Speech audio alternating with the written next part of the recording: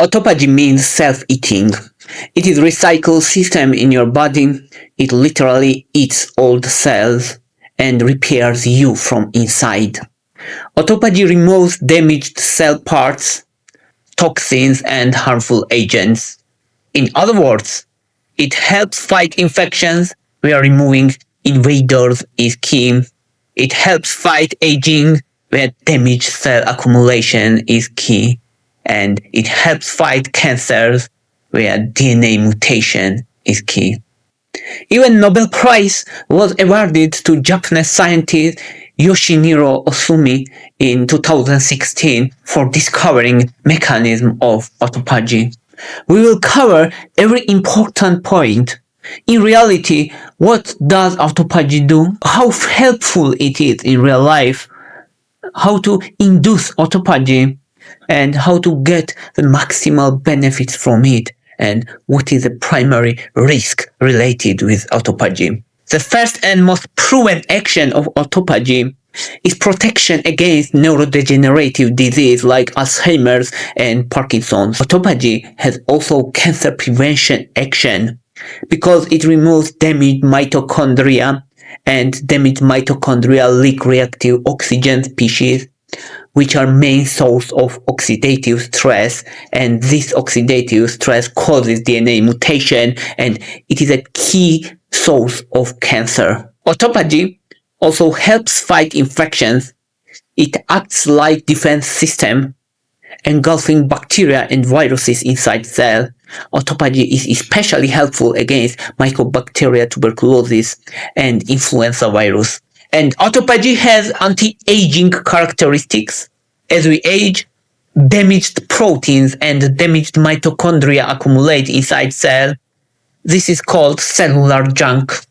And autophagy clears it, keeping cells functional. Centenarians, people who live more than 100 years, consistently show higher baseline autophagy markers. Autophagy always happens in your body at some level, but in some cases it is more active. For example, during fasting, exercising, in low insulin cases, low oxygen, and during infections. It's difficult to measure autophagy directly into the body.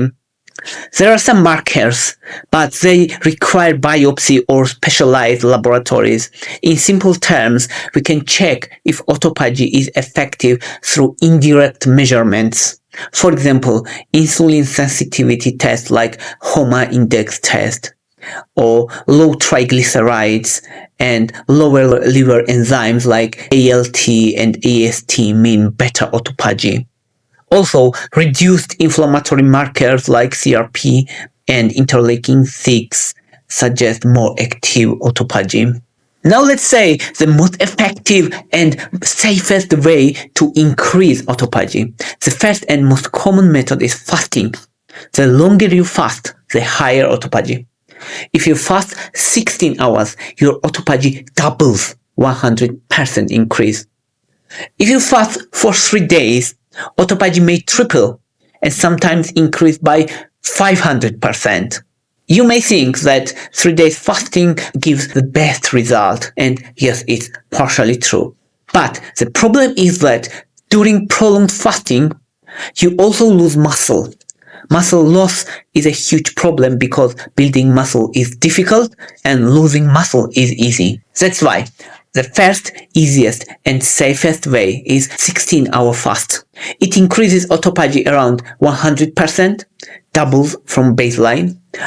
It is also safest because in this time frame, muscle breakdown is negligible in healthy adults.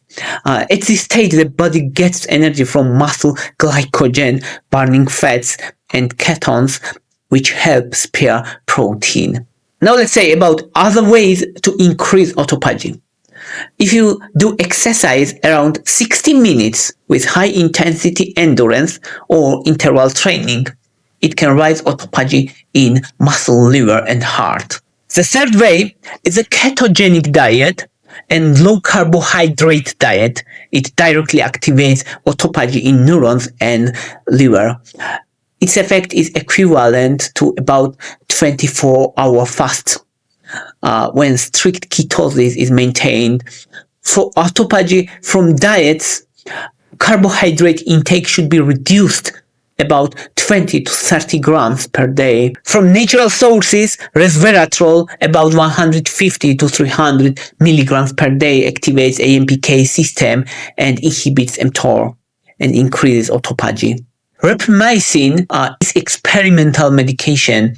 It is mTOR inhibitor and one of the most powerful autophagy activators, far beyond the level of fasting.